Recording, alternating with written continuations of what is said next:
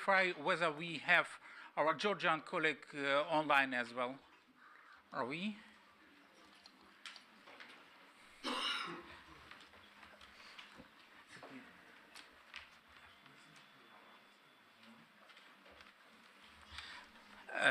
Colleagues, are we ready to start? Yeah, okay. So let's go forward with the first discussion panel during the first Accession Exchange Forum. And as we are talking about exchange of accession experience, then it means that we are, there should be several of us. And that is a panel that I'm delighted to moderate, where we have all three participants of the accession process from candidate side, let's say. I mean, Georgia, here with us online, Vice Minister I'm sorry, Teimuraz Janjalia. We have Deputy Head of Presidential Office of Ukraine, Ihor Zhovkva. We have Head of Presidential Office of Moldova, Cristina Gherasimov. And of course, we have another party of this process, I mean the EU, ambassador of the EU in Ukraine, head of the EU delegation in Ukraine, Matti Maasikas, and last but not least, we have also an expert EU, I mean Susan Stewart, who will represent, let's say, not only German, but also European position of non-official participant of this process. We will build our panel as follows. Unfortunately, Ihor Zhovkva have very limited time with us, so we will start with him. We will start with short introductory and then discussion within our panel, and then when Igor leaves, we will go forward with other participants. My name is Sergei Sidorenko. I'm an editor of the European Pravda news outlet, and I would be happy to make this panel tough. I hope so.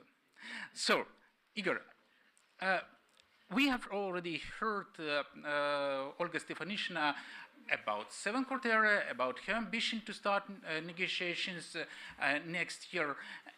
But I have to start with a question which is similar to what she described. Why are you so sure that Ukraine will be able to start negotiations next year? Thank you. Thank you, first of all, to the organizers, Aliona, the team, for having this very important event. I like the name because I remember that more than a year ago, when we had it in October, if I'm not mistaken, it was Accession Exchange Forum, and Cristina was there as well. So a year passed, a little more than a year, and we have now the Accession Exchange Forum, which is very good to my perspective. And this is what coincides with ambition. I definitely will be no less ambitious with Madam Stefanishina, even more.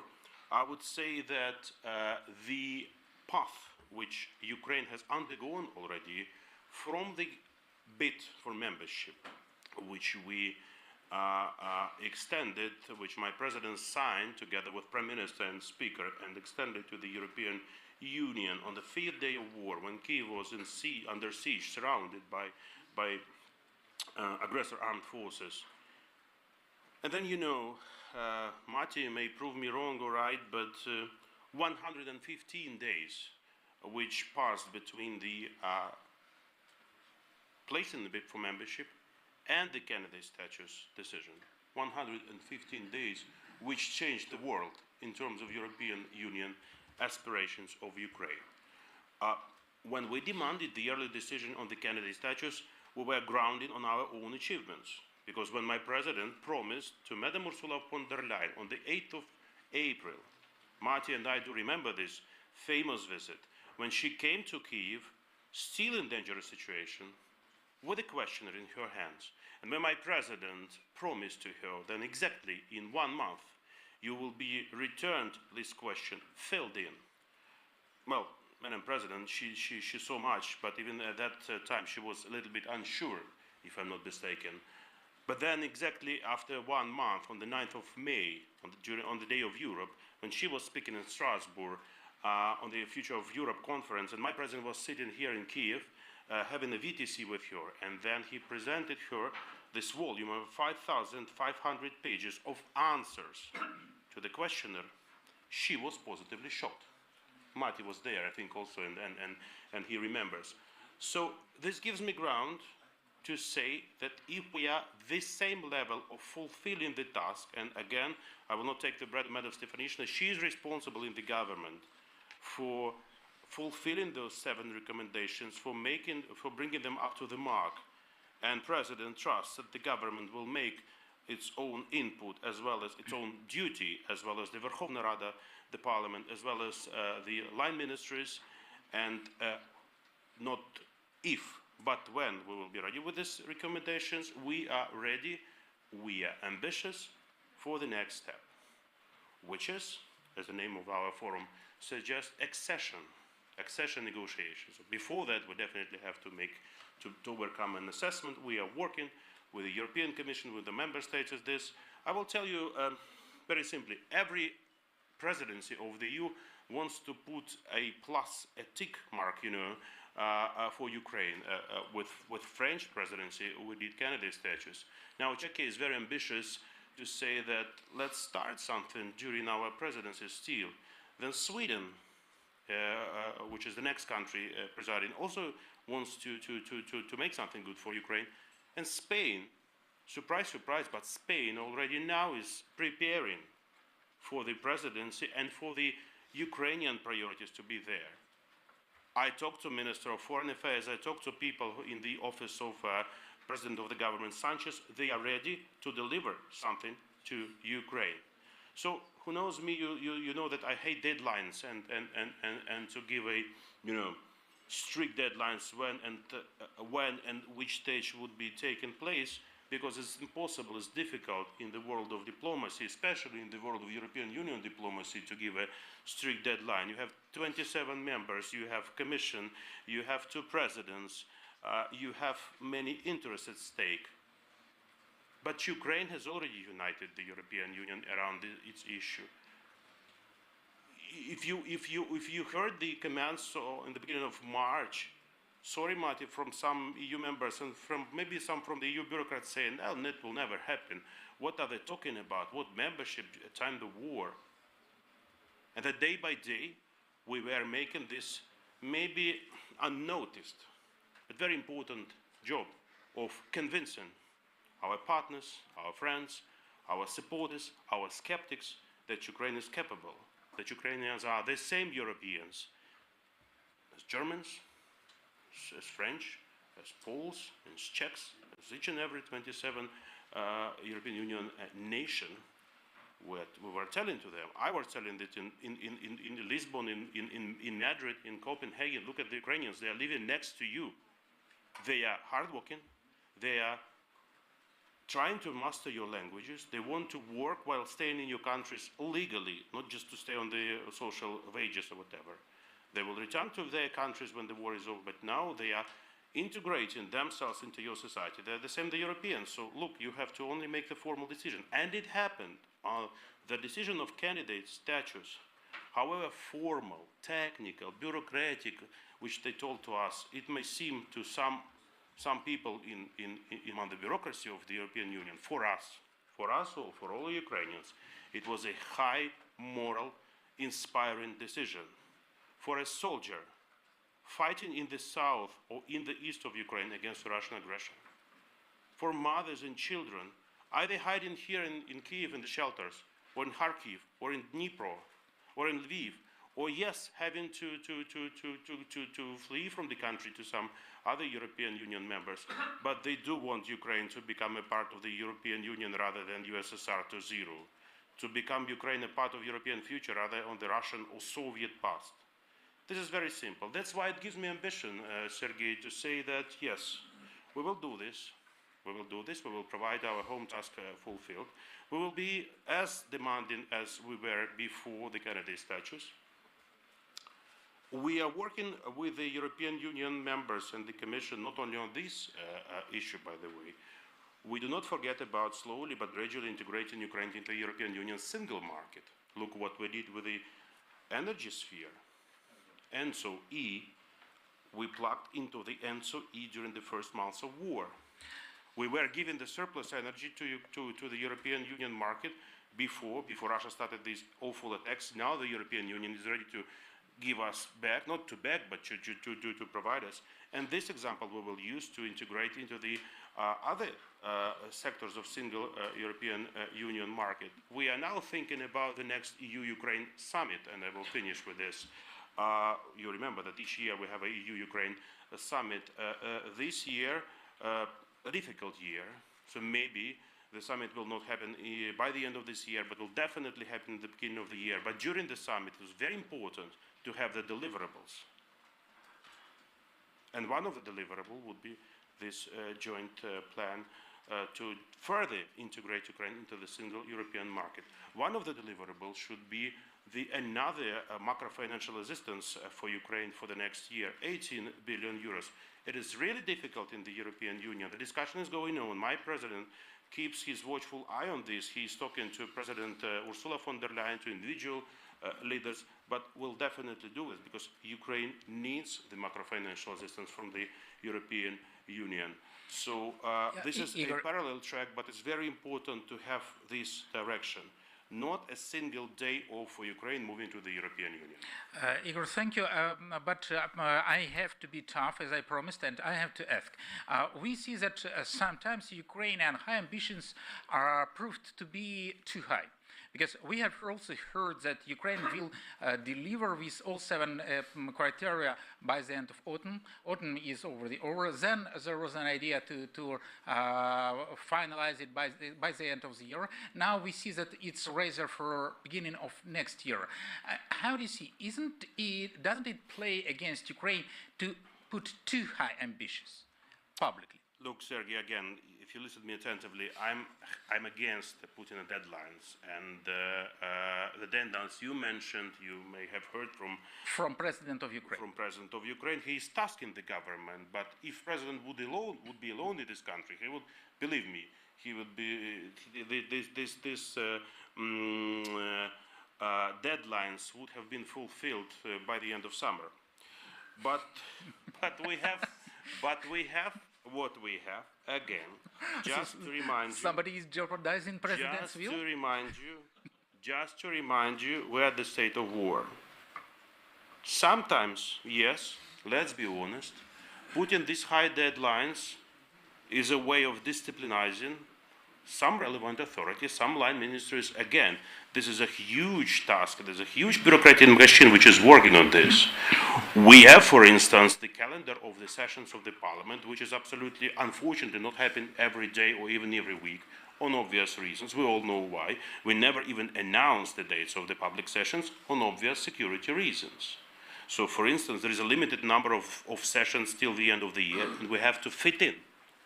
But again, let's not try to find, okay, you haven't done it by the way, it's still not the end of autumn, but let's not find, it's the end of autumn, and then December. We will fulfill. We will overcome. It's a little bit more complicated than the questioner. The questioner was complicated, but we did it. It's a little bit more, it's a little bit tricky, but we will do this. But what is very important to already now, to prepare our friends and partners from the European Union, that this is not a stop point for Ukraine. We were not even celebrating the candidate status. It is a very important thing, but this is only the beginning of the process, which will be complicated, which will be time-consuming, but we will definitely overcome it, and will become a member of the European Union. Thank you. Thank you. As far as I understand, we have only time for one question, and I will address you again, misusing my role as a moderator. As you are a trendsetter, please set a trend for our further discussion in this panel about exchange. How do you see? Is there a room for joint move towards start of negotiations, towards the EU membership? How do you see that we have combined, 3 countries, we have combined our role, our work on this path? I always tell him that Ukraine is a good student. I remember some wise people from Brussels were telling to my president, you have to go to move into the European Union membership in using regional approach. Look at the look at the Western Balkans, though the example is a little bit vague, you know, but still we're now glad for our North Macedonia and Albanian partners. But we were good students. We listened attentively to our friends and the partners from the Brussels, and we started to use this approach. You remember, well, before the war, we initiated the association trio, and I have the right to say that Ukraine was at the creation of this, because I well remember how the preparation for Batumi summit went, and how President Michel was asking my president, please, Mr. President, please do come in person. Matti remembers this, because without you, this will not fly. We are using this regional approach. So, but again, and I finish with this, you well know my attitude to this. By the way, Eastern Partnership still exists. I don't know whether it's alive or not, maybe Matti will tell us. But everything which is good for our European integration, everything which is good for our ultimate goal, to become a European member, European Union member, we will use and utilize. Everything which prevents us, which deviates, even if slightly, even if by one day or by 1 month, sorry, we will not use it. Yeah. Thank you very much. Thank you for coming to us, and my apologies to the audience that we did not have a chance to organize a discussion with your participation with Ihor, just because it's schedule in Ukraine. Questions, but I really have to be with my president about 10 minutes. Yeah. Thank you. Thank you. And we do not stop. Thank you, Ihor. We go forward in our smaller circle, let's say, and I would ask every of the panelists to make a very short, let's say, introductory remark, and then we'll go forward to the discussion. And as I said, we've got a trendsetter. Unfortunately, he has left, but his ideas are with us, like about Lenin. I would ask Ambassador Maasikas to reflect whether you see that original approach is really there. I mean, about future accessions that we believe in. Thanks, Sergei. I mean,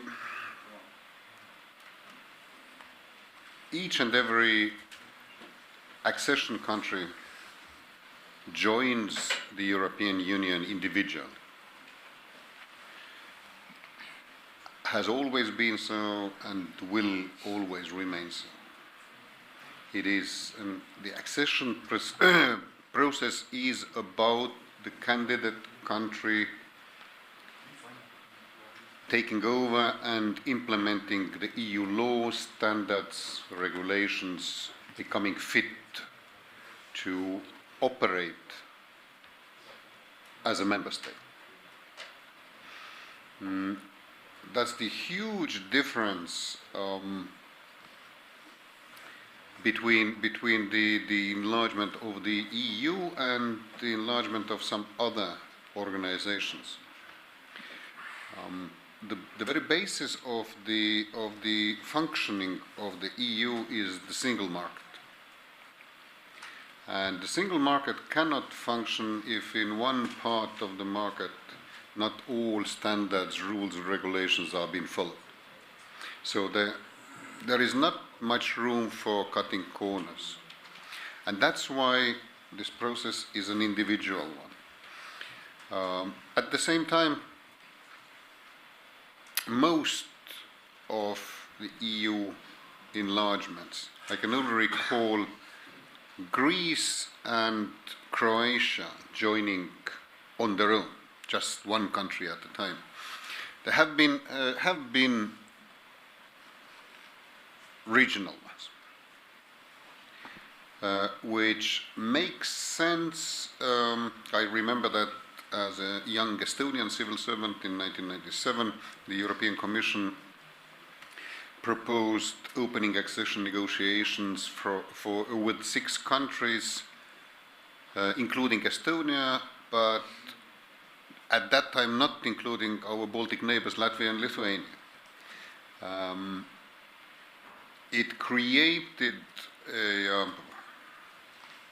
some, of course, emotions, but it also created a strong positive feeling, a situation of competition, of catching up, and in the end, in 2004, as you know, we all acceded at the same time. So it makes the regional approach, again underlining that all accession decisions are individual. The regional approach makes sense also in terms of think of the location of Moldova between an EU country, Romania, geographically, and the candidate country, another candidate country, Ukraine. It makes also sense. There is so much economic integration, practical things that will be easier to do if the 2 countries are together at the same time in the EU. But again, and I finish with that, all these decisions and all these processes are individual. Thank you, Ambassador. So it leads us to Moldova. And again, as the same, let's say, not a question, but a topic. How do you see our cooperation, how do you see cohesion between maybe 2 or 3 countries that are currently in a process of EU accession in our region? Thank you, Sergei. Before addressing your question, I would also like to acknowledge the fact that within a year we moved from association to an Accession Exchange Forum, and it's really nice to see many of the same faces present in this room that were here also a year ago. It's not fully, let's say, I'm not sure if we did a poll last year whether we would meet in 1 year in a format of an Accession Exchange Forum if everyone would have raised their hands.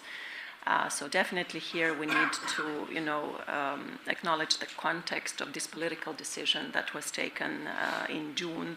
Not only a vote of confidence and trust of our European partners, but also an acknowledgement of everything that Ukraine, Moldova, and Georgia has achieved so far in their path of European integration. Indeed, I would second here Madam Deputy Prime Minister, who said earlier that it's not only about the context, it's also about the achievements that these countries have proven within some years until the decision was taken. A second point here that I want to remark is, of course, that it's a long way ahead of us. We all have action plans that we are working on individually, but there are also common challenges that we tackle. So, for instance, the issue of de-oligarchization. This is something that it's an individual challenge for each of our societies, but it's at the same time a common endeavor that we need to tackle. We cannot find here a solution for the region. I think every case is very different, but what we could do is share best practices and also avoid the pitfalls of each other to make sure that we don't fall into the same traps all over again. Here, I would see room for cooperation in terms of understanding better what we could do. We all struggle with the justice system reform. We all want to clean up our judiciaries better. We all want to have better prosecutors. We all want to have more, efficient trials in courts. So here's something that we could share, but I do not see how we could work together since these are individual problems. And last but not the least, I want to acknowledge, the European Union's role and the fact that it really did the impossible. What we've witnessed within a year is really cutting through the bureaucratic red tape within months, what usually took years in Brussels to happen. So here also we see, through the 7, 9, depending on who has how many steps and recommendations to follow based on the Commission's opinion issued in June. This for us is also an indicator that we could do more as a region to move faster towards the next step. At the same time, I fully agree with Ihor, but also with Olga Stefanishina, that every country has its own speed of implementation of reforms. And if Ukraine wants to go faster, it should be able to do so. Again, it's not a competition. It's a process where we are all muddling through to a certain degree because of the complexity of the reforms that we need to tackle. But at the same time, it's important for each country to be assessed based on merit by how fast it's able to move with its own action plan or with its own path of reforms that it has designed for itself. Thank you, Cristina. So you referred to the last forum, which was really correct. We've seen a lot of those present in the room, and we also have seen Teimuraz here in Kiev, as far as I remember, and now we are disconnected due to logistical reasons, but also we are disconnected politically. Unfortunately, we have got a decision that selects 2 countries that are candidate countries, and one is a potential candidate country, which is Georgia. How does Georgia see further steps? Do you see that we can unite in one status, or you see other ways to cooperate, realistically thinking? Please, Teimuraz.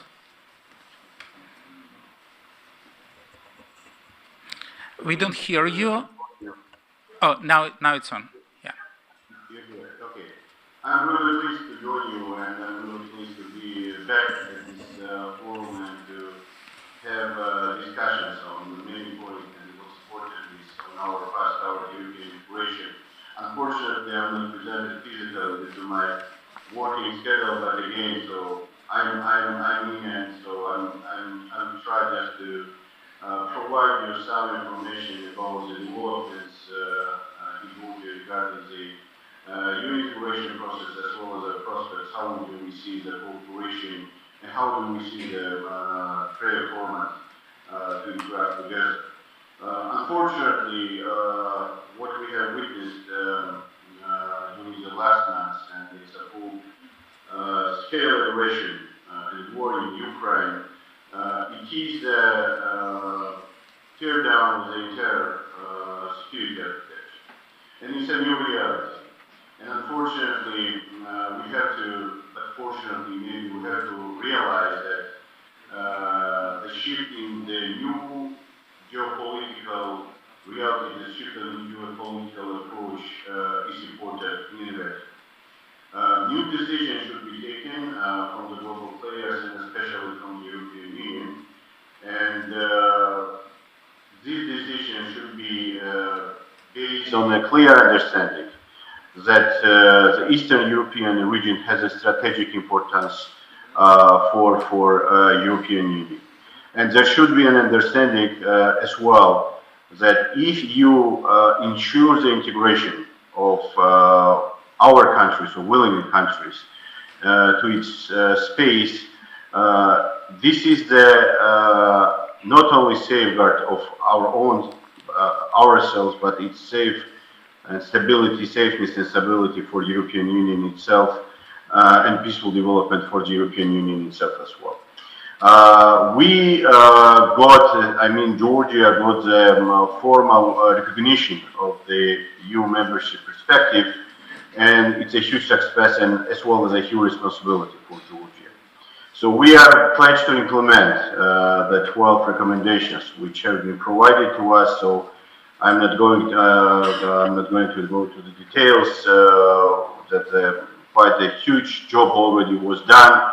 The working groups have been created, and there is an engagement from the government, parliament, non-governmental sector, experts, and we do hope that till the end of this year, beginning of the next year, so we will have accomplished our job on this direction, and we do hope that already in the new role, as we are the part of the enlargement package, the assessment process will be begin starting from the next year, maybe spring of the next year. It should be underlined that all these, the majority of these recommendations which we got, already we had in our new association agenda, which is for 7 years. It is 21-27, and it means that government was devoted to implement these things.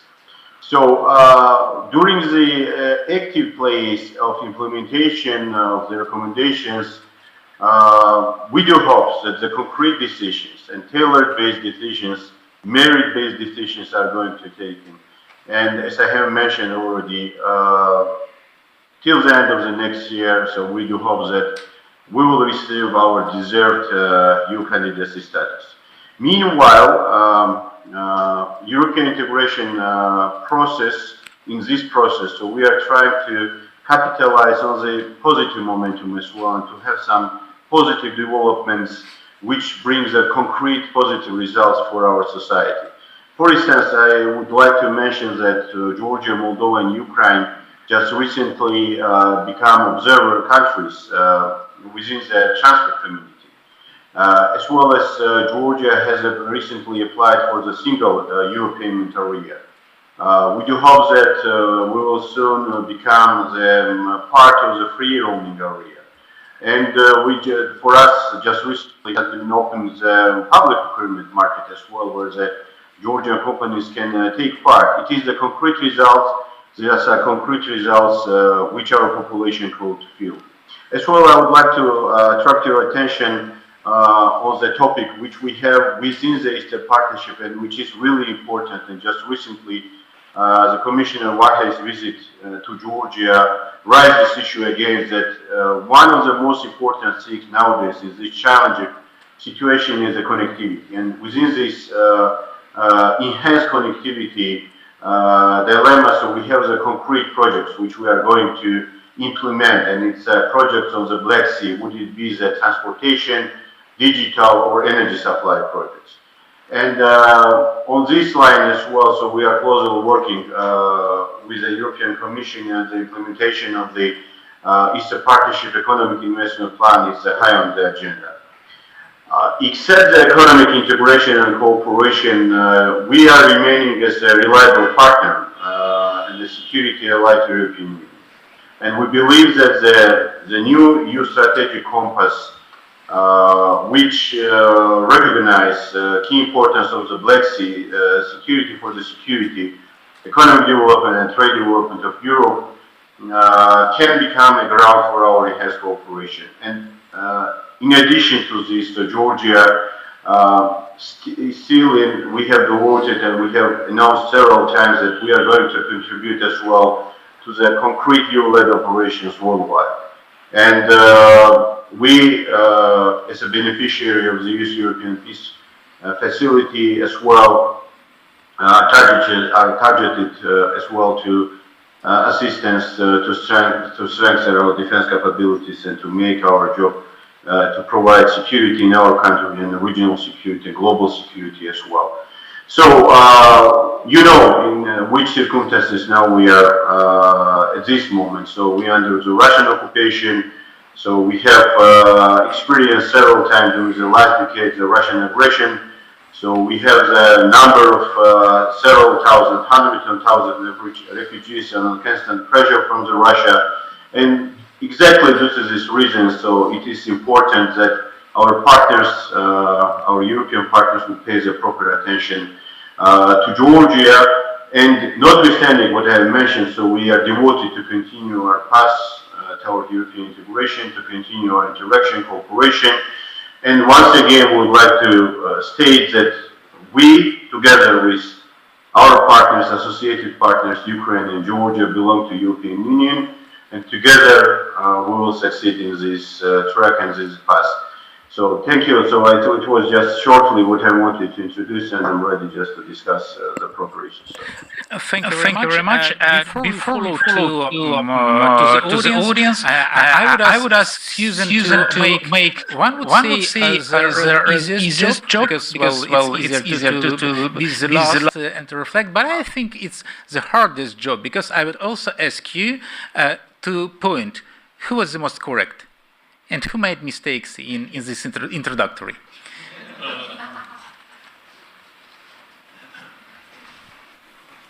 Well, I'm very honored to be here, and I would really like to thank the New Europe Center for this incredible organizational effort under very difficult circumstances, and also LibMod in Germany for coordinating the arrival and from the German side.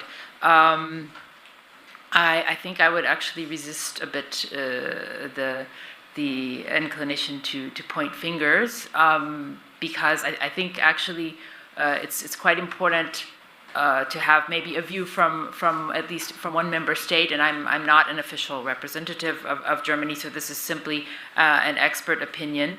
But I think that it's going to be crucial going forward to have all member states on board, obviously, for the accession process of Ukraine. So I think I would make 2 points. They would be sort of on the one hand, on the other hand, also picking up some of the points which were made here, and I think it's actually been very interesting, this discussion about this kind of differentiated approach to the idea of the trio and regional approach versus individual. I think I would agree with the differentiations that have made here. That's maybe as a partial response to your question. But on the German side, I would say that. On the one hand, the very positive news is that while there was this initial skepticism about giving Ukraine candidate status, I would say it has now been internalized quite to a significant extent in the German context. It's seen not only as symbolic, but is very much something that is now being worked toward also in Germany, especially in the context of reconstruction. So we've seen that Germany has put a very strong emphasis on the reconstruction process with also the recent conference on the 25th of October. And what we've seen there also from the comments of Chancellor Scholz, for example, is that this is seen very much in the context of working toward accession. So I think we see this commitment, and it has a basis because previous work that we've done, actually also together with the New Europe Center, has shown that on both sides, on the Ukrainian side and the German side, there has been a very positive and substantive cooperation in various sectors, whether it's economics, energy, support for civil society. So I think on the elite level in Germany, there's a very kind of positive association with previous cooperation with Ukraine, and this is an important basis for moving forward on the accession agenda. What I wanted to say on the other hand is that if you look at the larger context, and we just heard from Georgia a bit about this context, what we see in Germany, I think right now, is still a difficulty in coming to terms with the idea of Russia as an adversary or even as an enemy, based on a variety of things, but also on a number of fears that appear in this context: a fear of further escalation of the war, a fear of instability in Russia itself, which would then have spillover effects to the EU, and also a fear of the consequences of Ukraine having total victory, taking back all of the territories, including Crimea. And then if you add to that the sort of lack of tradition of strategic thinking in Germany, I think we have a kind of some context conditions that are going to have perhaps direct, but certainly indirect consequences for how the Ukrainian accession process is viewed, and may in fact lead to the desire to kind of stretch it out a bit. I think this remains to be seen. We will also have the national security strategy coming out in Germany at the beginning of next year. So there certainly is a security-related debate going on, but it needs to be expanded also into the broader populace. And so I think we have these two factors. We have this very positive attitude toward the accession process, toward reconstruction, and toward cooperation with Ukraine. But then we have this sort of broader security environment where German thinking has not necessarily advanced as far as at least I would wish with regard to the war situation. Thanks. Thank you very much. So I already see that some people are raising hands, but before passing the floor to the audience, let me summarize in a provocative way what we have already heard. So Igor Zhovkva says that Trior is still there because the EU also points that regional approach is still what EU sticks to. The EU ambassador recalls that as well, and also points out that Ukraine and Moldova are that much neighbors that probably they should stick in one, let's say, group to go towards the EU membership. While Moldova says that even if Ukraine will be ready to go faster, Moldova does not mind. Georgia wants to minimize the gap and will try to do its utmost to do that, while German society and German politicians are too much afraid of Russia, and that can compromise our joint ways towards the EU. I say that it's provocative, but that also have some sense. And with all of that, let's go forward to the discussion. So, German view is the first. Oh, sorry, Georgian view is the first. Yeah. Yeah, thank you all. And of course, many thanks to Mr. Zhovkva who already left. Well, let me try to be as brief as possible. Yeah. Please, short questions because we have to. You took my 20 seconds already.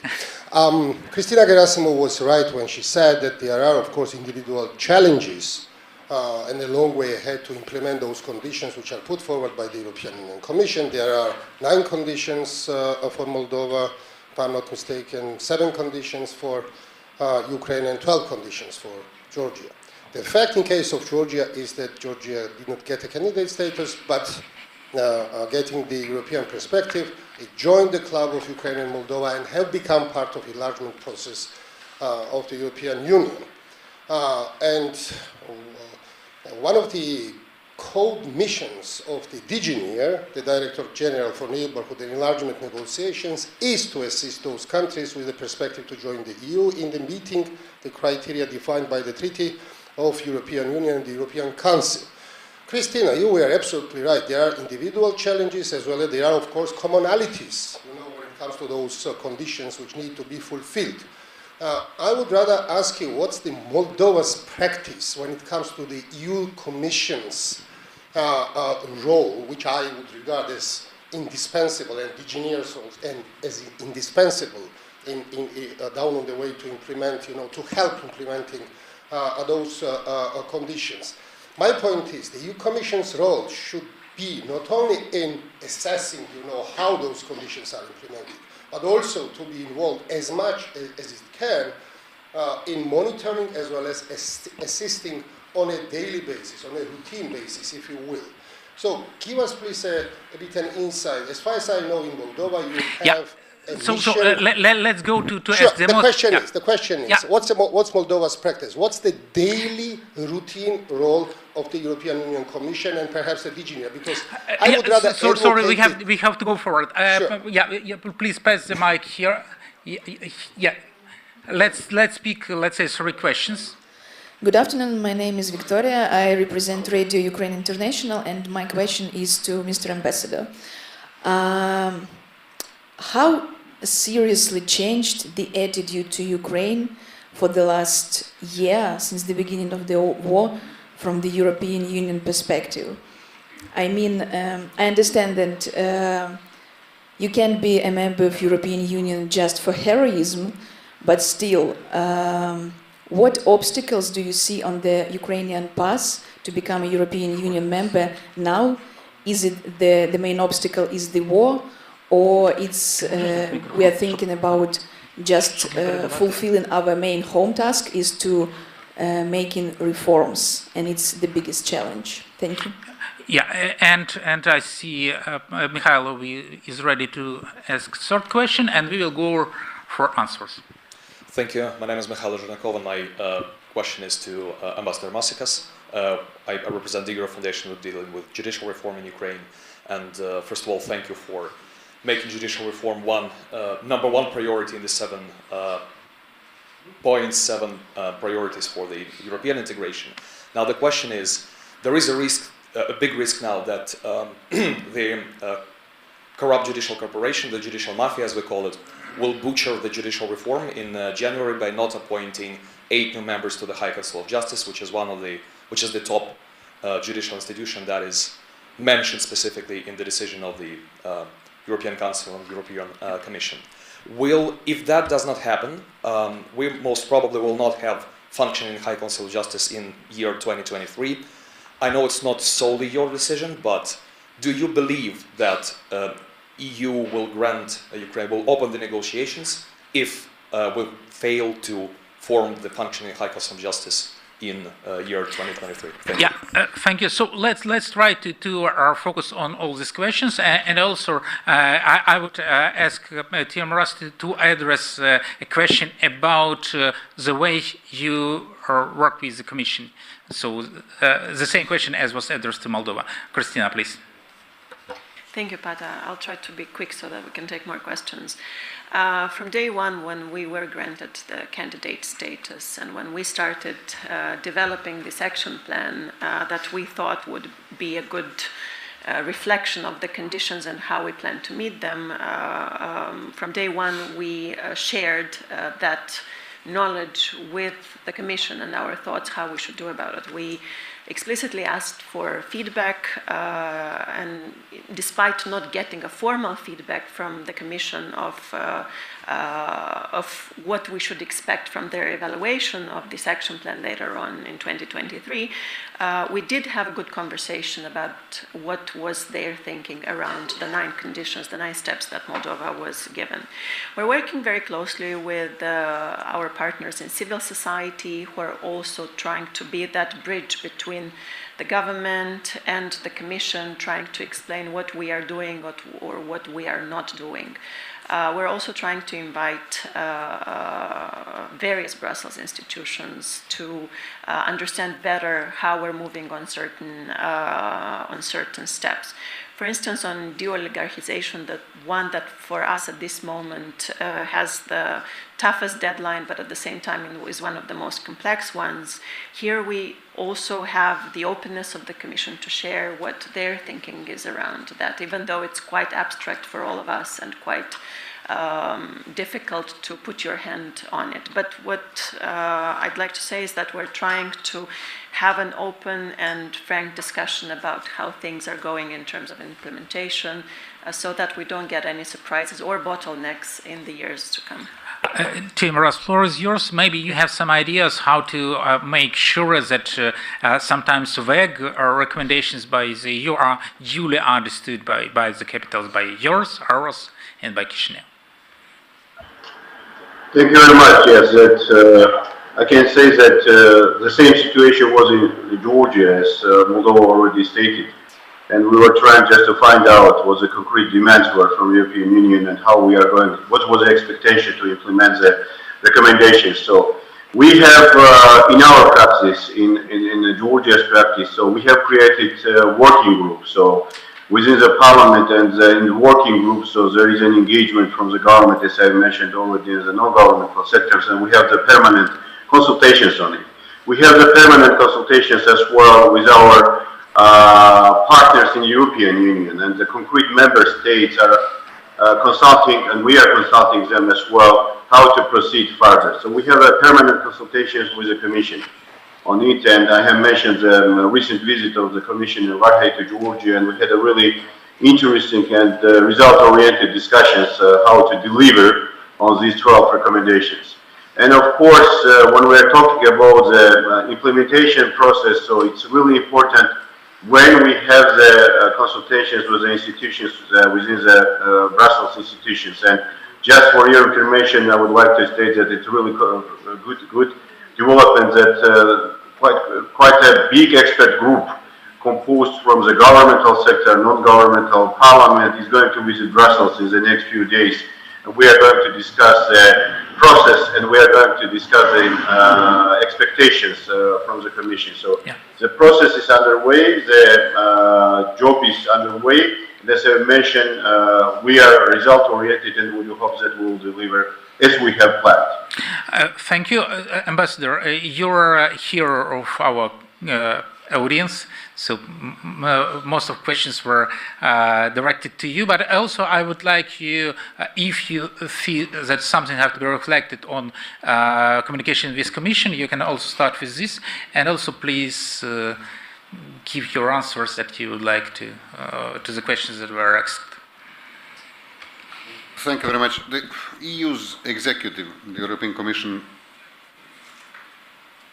has been in the leading role in this process. You all have seen the President of the Commission, Ursula von der Leyen, having visited Kiev 3 times since the beginning of the war. You saw how Ukraine featured very highly on her annual State of the Union speech in September, and indeed it is the Commission, it is the DG NEAR that is in the driving seat, assessing, advising, taking stock constantly of these processes. Of course, all decisions in the EU will be taken by member states, but Commission's role is indispensable here. The question of the perception or the attitude towards Ukraine is a very pertinent one. First of all, I am 100% convinced that the EU's, for the EU, very quick, swift, and forthcoming decisions on Ukraine and also other countries we are discussing here were supported by the public opinion in EU member states. Democratic governments read and acknowledge the views of their citizens, and by the time in May, June, when the Commission proposed the candidate status and the European Council approved it, a vast majority of EU citizens supported granting this candidate status for Ukraine. One can go probably into more detail on why this has happened.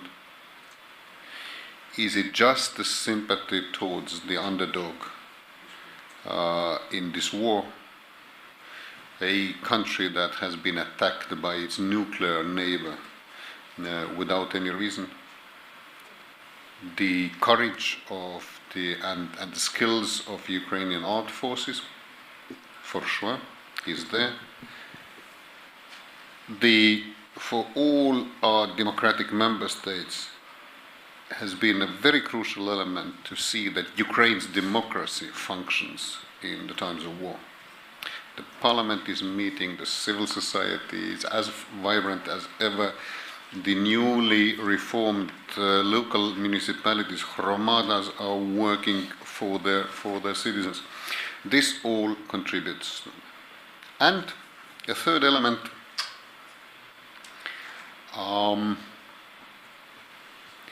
All the countries that lie between, say, the river Elbe and Russia have felt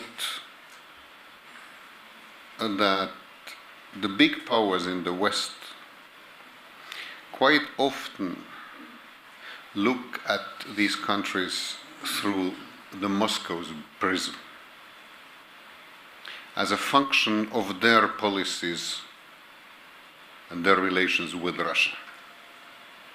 Big powers matter, so the focus has been on Russia, and then the countries that lie in between have not always gotten all the attention and understanding they deserve. We see now how in this horrible situation of war, the world is more and more conscious of what Ukraine is. What is Ukraine's culture? Borscht being exhibit A here, right? How many things that the wider world has considered to be Russian are actually Ukrainian. How vibrant is the Ukrainian culture? I mean, in the Financial Times, there are stories about Ukrainian fashion designers, etc., etc. That all has contributed to this much more awareness and thus much more support to Ukraine's aspirations. Now, on the obstacles or possible obstacles on that way, let's leave aside the war. In terms of the further integration, it is a very important factor, but war in itself has not hampered any of the processes that we have been through and still pursuing this year. It's very much on Ukraine's own capacities of delivering on the 7 recommendations, on adopting regulations and standards to be further or better integrated with the EU single market, to trade with the EU single market. This morning, my agriculture advisor told me that the pace now and the quality of the legislation that the Rada is now adopting in order to better implement the free trade agreement in the field of agriculture is absolutely commendable, etc. The judicial reform is very close to my heart personally as well. The 2 major breakthrough laws that the Rada adopted the summer of 2021 laid a very good basis for a sweeping judicial reform. The Ethics Council for the High Council of Justice actually never stopped working, and the High Qualification Commission of Judges resumed its work in the summer. These laws are being implemented. I get very well your question about the possible bottleneck of the Congress of Judges. You may recall that last fall, a year ago, the same kind of hesitations were in the air. Whether the Congress of Judges actually is able, willing to nominate the members to these 2 bodies. In the end, they did. And I'm absolutely certain that the Congress of Judges will rise to the occasion this time as well, and the international partners are there to facilitate this as well. Yeah, thank you. So I'd like to stress that we are present on a historic event when ambassador has proved that he is a Ukrainian. He started to forget English words, knowing Ukrainian words. Sorry. And also, I think that we've got some questions. Yeah, but before we follow to the audience, I will misuse my moderator rights again, and I will ask question to every panelist, which is about Eastern Partnership. And in this case, I will try to represent Ukraine, despite being the moderator, but as Ihor has left, I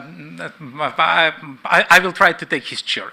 So Ukrainian officials, Ukrainian civil society is sure that as Ukraine is a candidate country, Eastern Partnership is becoming obsolete for us. Because we see that, for instance, Balkan countries are not members of the neighborhood, they are candidates.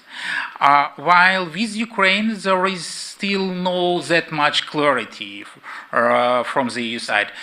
So we see contradicting messages, we see statements, official statements, for instance, of Ukrainian Vice Prime Minister Olga Stefanishyna saying that, well, we are not in the Eastern Partnership anymore, but we also hear some statements like, for instance,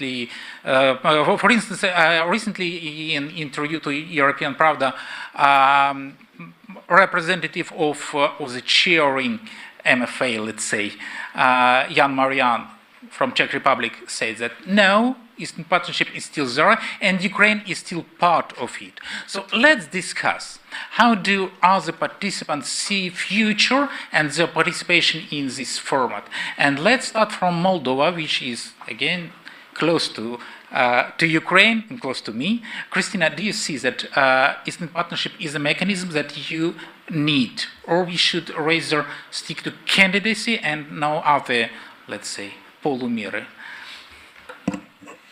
Thank you, Sergei. I think it's important to start by acknowledging how much the Eastern Partnership has done, at least for the three former associated countries so far. It has helped build the basics and the fundamentals that led to candidate status for Ukraine and Moldova and to potential candidate status for Georgia. Here, I think it's also very important to acknowledge the fact that everyone raises questions. What's the future of the Eastern Partnership? And I think, considering the changes, the changes in in our path towards accession to the EU, we also need to rethink the Eastern Partnership. I think this is an ongoing discussion, how we should do it best. I think the primary role of the Eastern Partnership was to provide benefits, tangible benefits, to the citizens of the 6 countries. I think it can still do that, but I also think that it could do more. If you ask me, my personal opinion is that it should help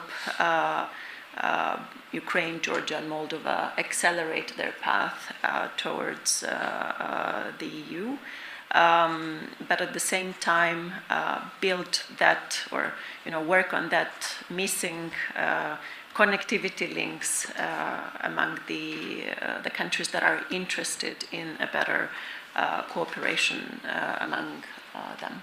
Yeah, Teimuraz, your position, as you are again in special territorial position, your neighboring countries are those who do not have membership perspective and even have membership desire, let's say. How do you see, what should be our role and the future of the Eastern Partnership? Thank you. Thank you for this, and I'll share the opinion that Eastern Partnership already has brought concrete results. And when we look at Georgia, Moldova, and Ukraine, so we see already are the countries which are the candidate and potential candidate countries, which is a concrete result, and we are going to continue in this manner. Except this, we were always advocating that Eastern Partnership has the prospects to be developed, and especially when we are talking about the concrete initiatives and concrete ideas. When I was mentioning about the policy which should be based on the result-oriented approach and tailored-based approach, I meant that the countries of our region, who are the members of the Eastern Partnership as well, have their own vision and view how to develop cooperation with the European Union. And we always were advocating that such cooperation should be in place and developed. And we have seen that during the challenging period, how important is now our region and how important is the country which is located on the Caspian Sea basin and has a huge opportunity, possibility to be the partner, as an energy and transportation partner for the European Union through, of course, Georgian territory. And I think that the huge success already which we have can be implemented in the future in a more success. And especially I mentioned already energy sector and transportation sector. And within the Eastern Partnership as well, we have this, I mentioned in my intervention as well, the economic investment plan. And every individual country within this plan have its own approach as an own flagship initiatives. For example, Georgia has the main priorities within this to deliver energy sources, to deliver more goods from Asian market and vice versa to Europe and vice versa from Europe to Asian markets, and to develop this road and routes. And we have seen that the single opportunity, single reliable road now is a so-called middle corridor. And I think that it should be taken into consideration when we are talking about the Eastern Partnership, when we are talking about the other participant states of within the Eastern Partnership. And I think that it's my opinion, an opinion of my ministry as well, that the prospect of development within the Eastern Partnership still exists, and we have to pay more attention, as I mentioned already, to the individual approach and to the tailor-based development approach. So, Matti, floor is yours. It's your time to reflect. We have Ukrainian hesitance to continue with Eastern Partnership, and we have other partners that are much more, let's say, leaning towards this format. Do you see a chance to convince Ukraine, or probably something should be changed? Yes, thanks.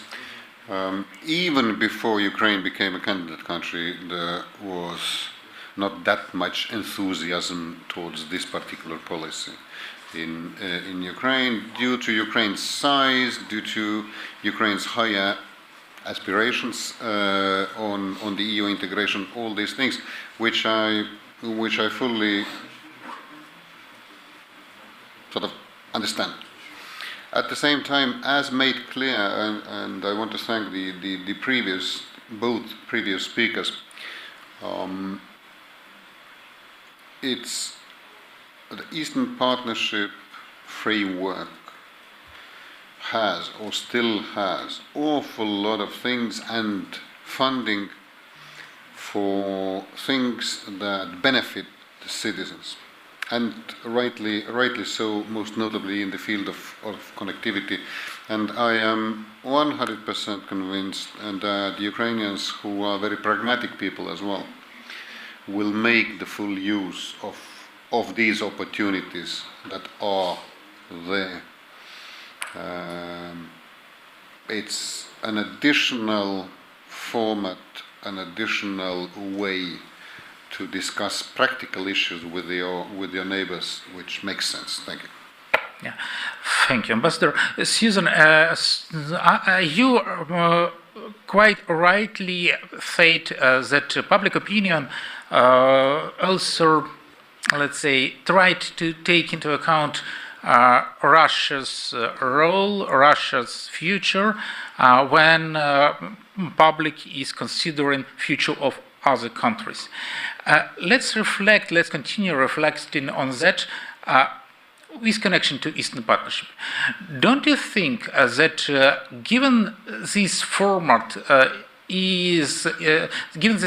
includes those countries that do not even try to become the EU members, like Azerbaijan, like Armenia, Belarus is somehow hanged up. Don't you see that continuing to go forward with this format also undermines understanding in the EU that there are some countries in this format that aspire to be members. Well, I think over time, I mean, we've seen this continual differentiation process of the Eastern Partnership, and that's only been continuing and becoming more extreme in the current environment. So I would say that I agree absolutely with what has been said, the emphasis that has been placed on the connectivity issues and their continued or maybe increasing relevance. And I also want to bring up one other sector that we haven't maybe mentioned in the context of the Eastern Partnership, which is civil society, where the cooperation across civil societies of the countries of the region over the period of the Eastern Partnership's existence has been very important, and this has been a very helpful structure, I think, for fostering that cooperation. But I think if we see that there's further differentiation and there are perhaps only 2 or 3 areas where the Eastern Partnership is still playing a role, it might be a time to start thinking about whether there are other European structures which can accommodate these discussion of and work on these issues like connectivity on the one hand, like civil society cooperation on the other, because I do think that over time, I mean, the trend is toward kind of potentially easing out the Eastern Partnership in favor of other structures. Thanks. Yeah, thank you. So, floor is passing to the audience. The last row, please. Is there a mic? There should be one.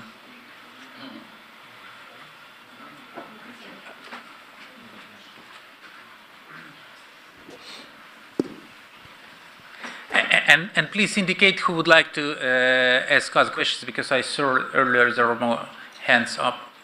Yeah, go forward. Thank you very much. Krzysztof Nieczypor from Center for Eastern Studies in Warsaw.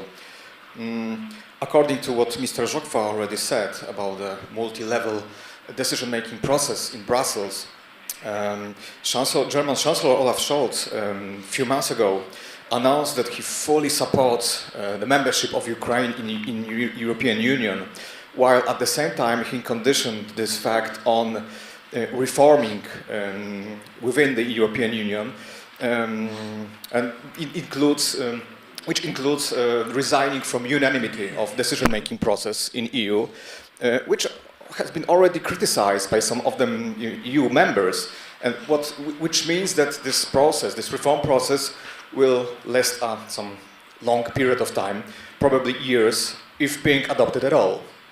So my question is, don't you afraid that reform process could extend the accession process in a long period of time, and probably it will make another never-ending story for Ukraine and Moldova?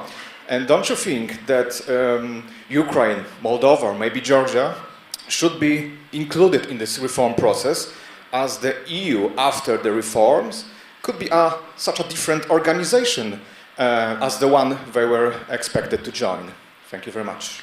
Yeah, thank you for the question. Quite an important one, so let's try to answer. Ukraine would not be able, only maybe me.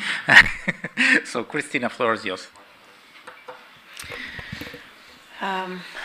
I think the EU member states have risen this reform question for some time now. It's on the table, and of course we know different opinions exist within the EU.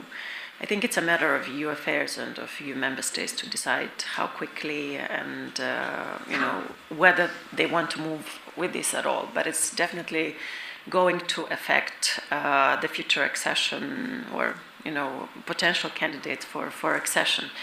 I think what we can do on our side is more important here, and I think why qualified majority voting for us is important because there are countries that don't know us, or as the ambassador has mentioned, they know us, Ukraine, Georgia, Moldova, through the Russian lens. So I think on our side, what's important here is to make ourselves better known, more transparent to the EU member states. Here I fully agree with Susan, who has mentioned that the opinion on the member states, of course, is factor that we cannot just take off the table.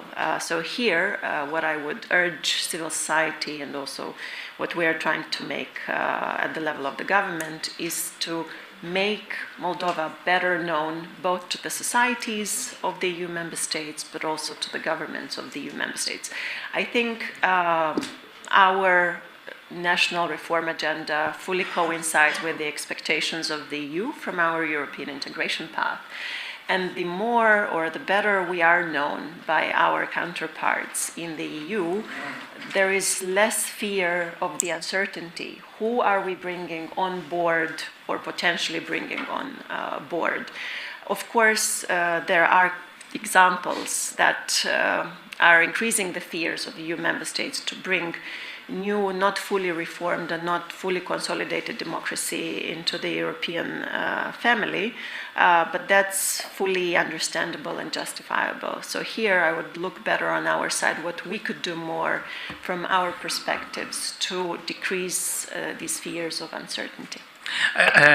Let me clarify, if I may. So we really have, let's say, several dimensions, or at least two dimensions of reform. One is reform inside Moldova, Ukraine, Georgia, and another is the EU reform. Would you stick to the position that before EU reforms there is no chance at all to proceed with the accession? Before our domestic reforms? No, from EU, before EU reforms. I cannot, as I said, we could decrease the level of uncertainty that would help us out if there is no reform inside the EU. Mm-hmm.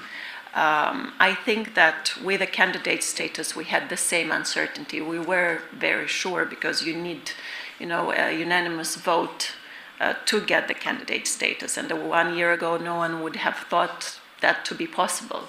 It could be possible again with opening the accession negotiations, but it could equally not be possible. Same with the membership. Yeah. Next time, I guess we should shift the order, but this time, let's go like your Teimuraz. How do you see? What would you reflect on a connection between reform, let's say, two dimensions of reforms, and your accession to the EU? Yes, accession and membership of the European Union of Georgia is a two-way process. So, of course, we are going to continue our reform internally, and we have to deliver. So, we have to be better known. We have to be prepared for the right time, when Europe as well will be ready to get the new members into the European family. I think the main task now for us is just to make the progress, what we have taken as an obligations. Would it be the implementation of the association agreement, DCFTA, or the recommendations which we have now on the table. And the time, I'm sure the time will come when both Georgia and the European Union, Georgia, Moldova, Ukraine, and European Union will be ready to join each other and to become the members of the one family. Ambassador, your position on these reform topics. We have heard plenty of statements of EU officials, not the EU officials, sorry, but EU member states, saying that reform is a precondition for an accession. But at the same time, we see that sometimes creativity makes miracles. Is there a room for that kind of creativity that can create that miracle? Because really EU reform seems to be quite a hard job. Thank you very much. All the previous rounds of EU enlargement were also accompanied by deepening the cooperation within the EU. There is nothing new there. To give you just one example, the Laeken Declaration from December 2001 that was the final step of confirming that the Central Eastern European countries will accede soon. The same Laeken Declaration started the constitutional treaty, which later became the Lisbon Treaty process, which was a huge step on the deeper integration. These, as rightly remarked by previous speakers, these the issue of the qualified majority is nothing new, or to extend the qualified majority voting to some areas that are currently not under. It's nothing new. It's a discussion that has been ongoing for years. Is not linked with the current enlargement process, and reflecting what Cristina said, and to what Sergei said, I'm sure that when the current candidate countries are proceeding on their own merits and doing all the homework, the EU will rise to the occasion, and no candidate country will be left hostage of some internal quarrels. So responsibility does miracles, Sergei. Yeah, thank you. Susan, sometimes you're a skeptic in our circle. Let's check whether it follows now. So just today I read in news that Jörg Kukis, who's a key diplomatic advisor, as far as I understand, or key advisor of Chancellor Scholz, he said that new accession can only happen when it is when EU reform also happens at the same time or before. How do you see? Is it rather an attempt to make the process slower, or maybe there is a chance to make the miracle, or it's just a trade issue between EU member states? How do you see the process? I don't think that at the moment it's an attempt to make the process slower. I think I do see two dangers with regard to EU reform. I mean, one is that if it's not achieved, then the EU decision-making processes will become much more unwieldy with the number of new member states that are anticipated. And number two, there is the danger that later on it could become an excuse for those member states who at that point are against taking on new members or certain new members. They may try to use EU reform as an excuse, but I do see, like the previous speakers have indicated, the possibility of pressure if Ukraine in particular and the trio in general if it's clear that all three countries are at the point where with their own reforms they are ready to enter the EU, and that's obvious, then I think it will be very difficult for the EU to go to sort of drag that out indefinitely, particularly because of lessons learned from, say, Turkey, from the Western Balkans processes. So I think there is an option for that pressure to really have some results. Thanks. Yeah, thank you. I'd like, before I let you go to the lunch, because it already smells and I see that you're tired, I'd like to ask you to help me to plan my mission to Chisinau next spring. Well, journalists have to plan in advance, and that's a rare chance in times of war when we have an event which is already planned, which is European Political Union. How does it? Community, yeah. Which will have a second summit in Chisinau. And that's quite an unusual format, as we have seen in Czech Republic. But maybe you have suggestions. What can we expect there? Do you see that this format could grow up to something more formalized? Do you see that it can become somehow even a replacement of something? I don't know of what. And what do you expect to see in Chisinau next year? Well, again, Cristina, you have to be the first.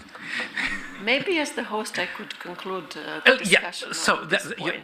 you are quite right. So let's go in the reverse order. Susan. Okay, thanks. I think this is still a very open question. I mean, I think we still have to see what happens in this format. I liked very much the suggestion that was made earlier that this could be an opportunity for discussing a future European security architecture. I think we need formats for doing that, and I think that the European political community is broad enough for that type of discussion to happen there. Not only there, of course, but I'm not yet convinced that this is a format which is going to exist. Let's say 10 years down the line. I think it depends on developments between now and then, and the extent to which the format shows itself to be useful beyond just an opportunity for sort of bilateral exchanges to happen in a kind of concentrated way. Thanks. Ambassador? But not only bilateral. The way that the first meeting of the European political community was conducted actually enabled for the groups of leaders in separate tables for in-depth and confidential discussions on common issues, and that proved to be a good method. It's not only a forum that everybody would come and then look for the bilaterals in the margins. No, I find it again. The EU policy of enlargement will stay in place and be there, but a forum for all European countries to discuss issues that matter for everybody who bear responsibility for our continent. I think it's a good one. From the UK down to Georgia, Armenia, Azerbaijan, Turkey, you see how wide is the variety and how well it covers the full continent. So I'm relatively optimistic still. Vice Minister, your turn now, and you've been the most enthusiastic towards Eastern Partnership. Maybe you see some particular perspectives in this format that we have missed now?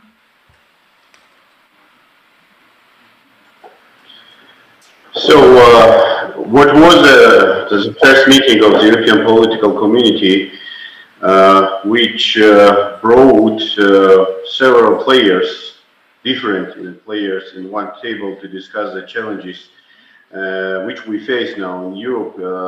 We are considering that it's really important. At the initial stage, when the initiative was brought to us, we were quite concerned that it could be somehow be the replacement of the existing formats which we have already with European Union.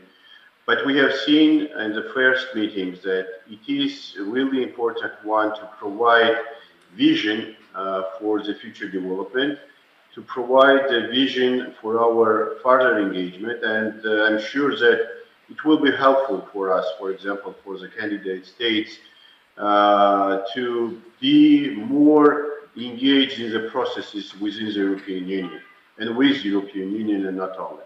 So I think that it can bring quite good results for our future endeavors for our cooperation.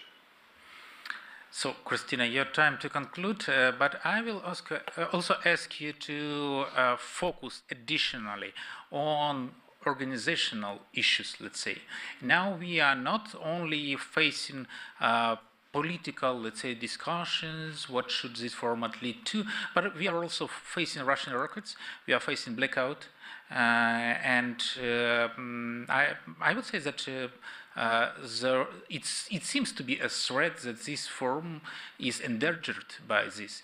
Do you see a way for it to be even postponed, or you are that much keen to have this event in early spring, late spring, when exactly? Thank you. I think it's very early to put across on this format. I think the European political community will be what we make of it.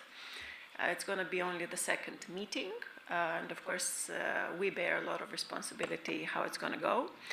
I think it's very clear from the first meeting that some of the hesitations have proven wrong, like that it's going to be only it's going to replace, for instance, the European path of accession of the 3 associated countries, or that it's only going to be a coffee shop. So some of these hesitations have been taken away. At the same time, I think the format brings indeed a lot of opportunities.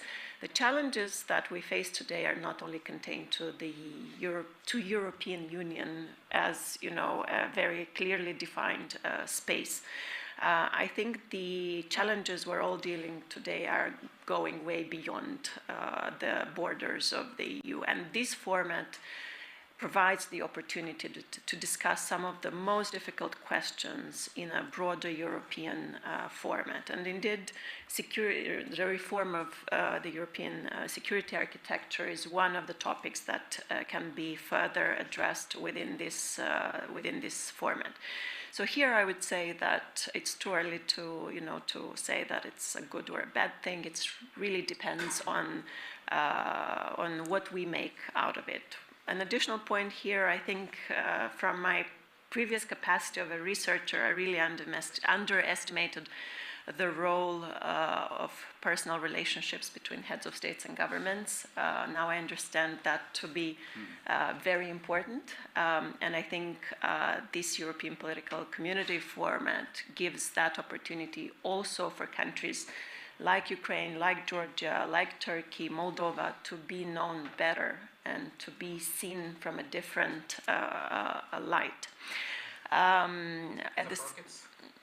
On the logistic side of things, indeed, we are also concerned, but I think everyone is concerned. We are very close to the war zone, but at the same time, this is an opportunity to show what is the reality on the ground for countries that are very close to the very serious security challenges that we face in the region. So you are sure that the forum will take place in spring 2023? I hope so. Oh, okay. What we are completely sure that lunch is there for everyone, and only Teimuraz would have to have lunch on his own. Thank you everyone for participating. Thanks to our panelists, and see you after lunch.